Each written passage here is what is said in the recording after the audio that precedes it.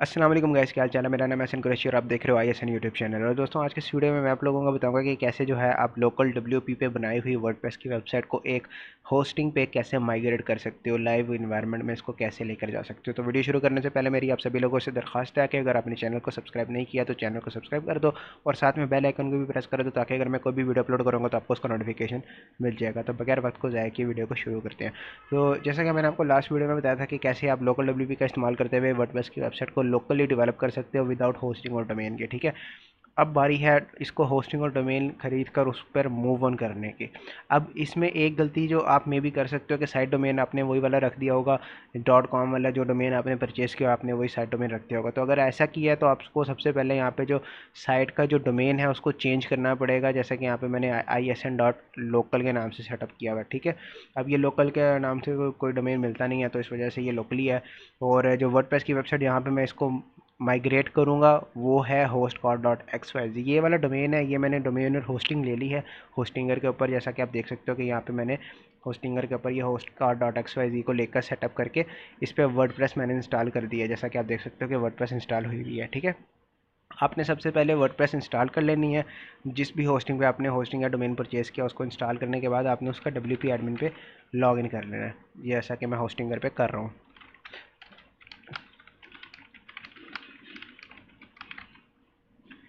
Okay guys, तो देख सकते हो कि मैंने इसके बैक एंड पैनल में लॉगिन कर लिया है। अब आपने वापस आना है अपने लोकल WP के ऊपर, और ये वाली जो वेबसाइट है मैं आपको इसका प्रीव्यू दिखा देता हूँ, ये isn.local के नाम से।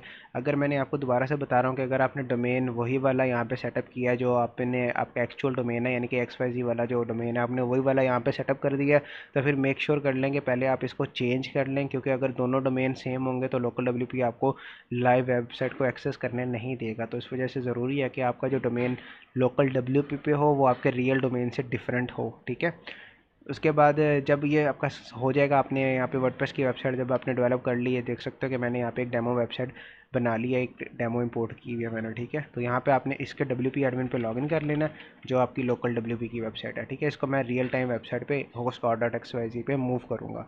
तो यहाँ पे मैं लॉगिन कर लेता हूँ।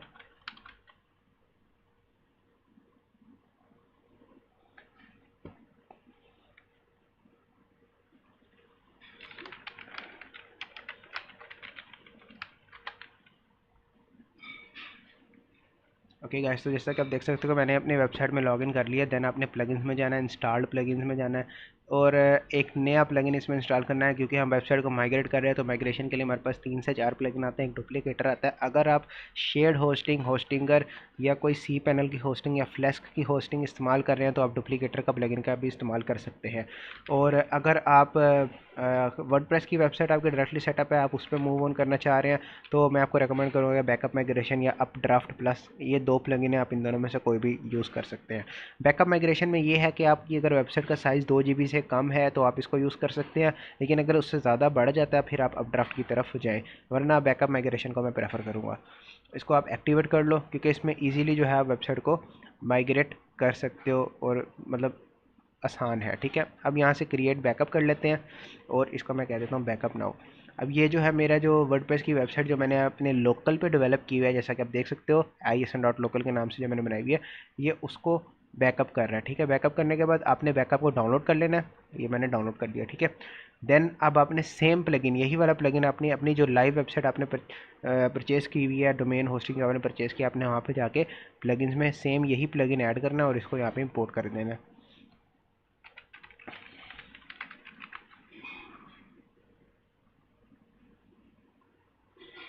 यहाँ पे ये सेम प्लगइन आ गया। अगर आप अपड्राफ्ट का यूज़ करोगे तो आपने सेम वही वाला प्लगइन यूज़ करके आपने उसको वहाँ से रिस्टोर कर देना है अपलोड करने के बाद।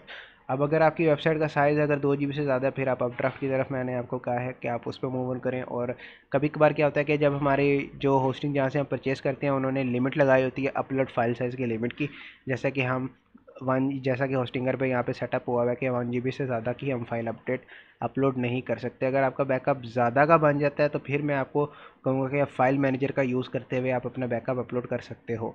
तो पर यहाँ पे आपने जब बैकअप का माइग्रेशन का प्लगइन इंस्टॉल कर लेना है, देन आपने ये मैनेज एंड रिस्टोर पे आ जाना है, और यहाँ से ये आपको अपलोड का ऑप्शन मिल जाएगा। आपने इस पर क्लिक करके यहाँ पे बस इस जो बैकअप था आपने जो डाउनलोड किया था उसको यहाँ पे अपलोड कर देना है। ये तब तक अपलोड होता है, मैं आपको दूसरा मेथड बता देता हूँ अपलोड का।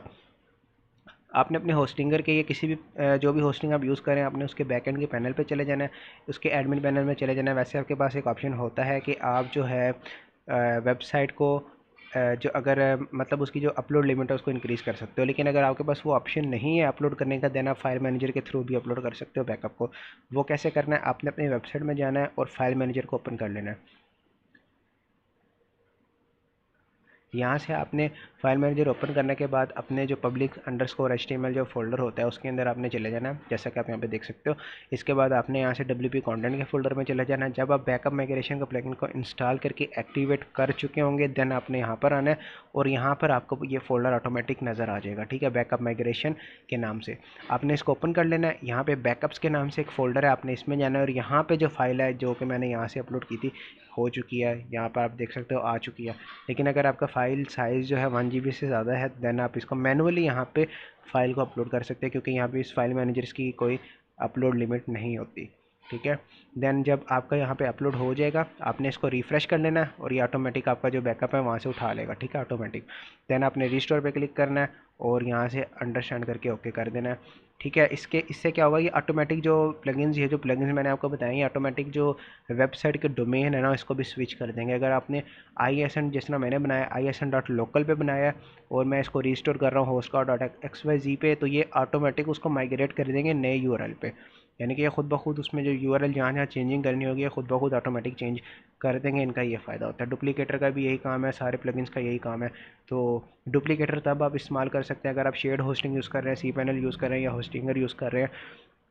इन पर आप डुप्लीकेटर का भी यूज़ कर सकते हैं, लेकिन उसमें उसका थोड़ा सा जो है ना बैकअप माइग्रेशन वगैरह का वो थोड़ा सा चेंज है प्रोसेस वगैरह जो है, वो मैं आपको उसकी वीडियो की लिंक डिस्क्रिप्शन में दे दूंगा कि डुप्लीकेटर को कैसे यूज़ करते हुए आप वर्डप्रेस को माइग्रेट कर सकते हैं।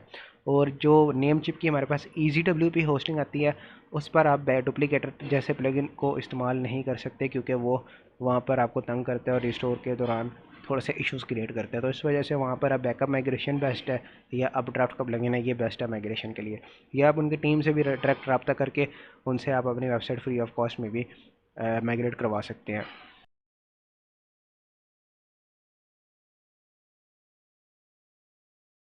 देख सकते हैं कि हमारी वेबसाइट रिस्टोर हो चुकी है। डन पे क्लिक कर दें, आप इसको क्लोज़ कर दें और ये वेबसाइट ऑटोमेटिक रिफ्रेश हो जाएगी और आपका जो लॉगिन होगा वो आपका जो आपने लोकल WP पे यूज़र नेम पासवर्ड रखा होगा वही आपका यहाँ पे लॉगिन सेटअप हो जाएगा, ठीक है। तो यहाँ पे जो आपने बाद में बनाया था लॉगिन वो वाला ख़त्म हो जाएगा और जो आपने लोकल WP पे स्टार्टिंग में सेटअप किया हुआ है एडमिन पासवर्ड, वो आपका यहाँ पे एडजस्ट हो जाएगा, ठीक है। देन आपको मैं इसका विजिट भी करवा देता हूँ वेबसाइट को, आप देख सकते हैं। अच्छा, अब क्योंकि हम होस्टिंगर यूज़ कर रहे हैं, इसमें आता है लाइट स्पीड कैशे, ठीक है। आप देख सकते हो कि वेबसाइट जो है ना वो सही तरीके से नहीं हुई। अगर मैं इसको अपने किसी प्राइवेट टैब पे खोलता हूँ तो ये पुराना प्रीव्यू दिखाएगा। ये चीज़ भी आप नोट करेंगे वेबसाइट पे कि आपने कर दिया। कभी कभार इस तरह मसला करता है, ठीक है। वो क्यों करता है, वो इस वजह से करता है कि आपके जो आपने जो है ना होस्टिंग, वो लाइट स्पीड कैशे पे चल रही है और उसका ना कैशे क्लियर करने वाला होता है। तो आपने लाइट स्पीड कैशे का प्लगइन जो होता है ना, आपने उसको इंस्टॉल कर लेना है अपने होस्टिंग पे। अगर आप होस्टिंगर का इस्तेमाल कर रहे हैं या कोई ऐसी होस्टिंग यूज़ कर रहे हैं जिसमें लाइट स्पीड कैशे इनेबल्ड है, तो आपने फिर इसका प्लगइन इंस्टॉल करके आपने इसका एक दफ़ा कैशे को पर्ज आल ज़रूर करना है। जब आप इसको एक दफ़ा कर देंगे, देन आपकी जो वेबसाइट है वो आप नोट करेंगे कि जो आपने डाली थी वेबसाइट वो एज इट इज़ वहाँ पे आ जाएगी, ठीक है। अब एक चीज़ और आपने यहाँ पे नोट करनी है, जब भी आपने लोकल WP या किसी भी वेबसाइट का बैकअप बनाना है, तो आपने जो कैशे के प्लगइन है ना, सबसे पहले इनको डिसेबल करना है, डीएक्टिवेट करना है, देन आपने बैकअप बनाना है। इसकी रीज़न ये है कि कभी कभार क्या होता है, माइग्रेशन के दौरान इनमें जो पाथ सेटअप होता है वो कुछ और होता है। जब आप माइग्रेट कर चुके होते हैं तो इसका जो पाथ होता है वो चेंज हो जाता है, ठीक है।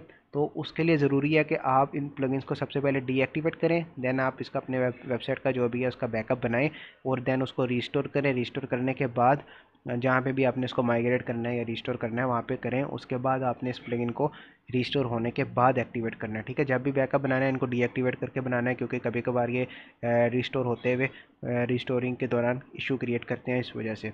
आई होप सो आपको ये वीडियो पसंद आई होगी। मैं मिलता हूँ आपसे अगली वीडियो में, तब तक के लिए हाफिज़, have a nice day, goodbye, take care.